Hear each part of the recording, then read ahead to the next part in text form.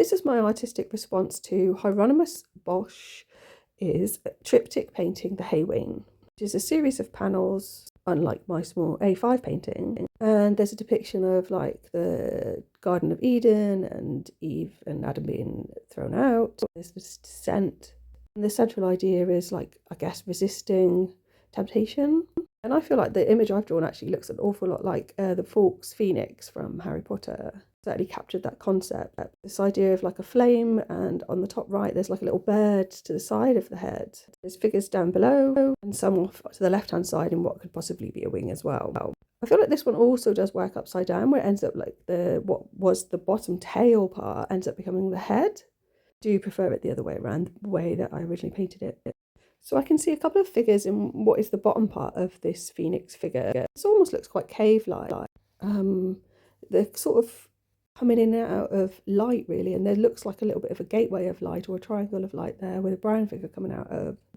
There's something I really like about the eye here. Something about the blackness of it that seems to have a lot of depth when it's contrasted to like the fire that's around it.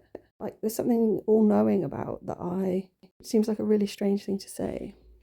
So in that wing that I said, there's some scratchy outlines, and I can kind of see what looks like near the top part of that. It looks like some people are dancing or partying, up in the air. Also somebody lying down at the bottom, and then two largish figures acted a bit like bouncers in a nightclub. In the brown here near the bottom, I can see what looks quite a lot like a woodpecker bird. And going off into that right wing on the right hand side, you can see it looks to me like the cheek of a face. There's a person in there, their hand against a wall, just sort of like waiting or watching. So that bit that I said looked like a bird attached to the sort of head of the phoenix.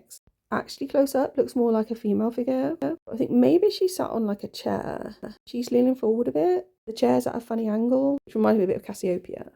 But then to the right of her, there is this sort of orange face, which you can see down below, but it's also got like a hand raised up out of its head, which is a bit odd. It's about to reach out and grab her. He looks a lot bigger than her, unless she's the whole of the phoenix. I haven't talked much about the original painting because I'm not an art scholar.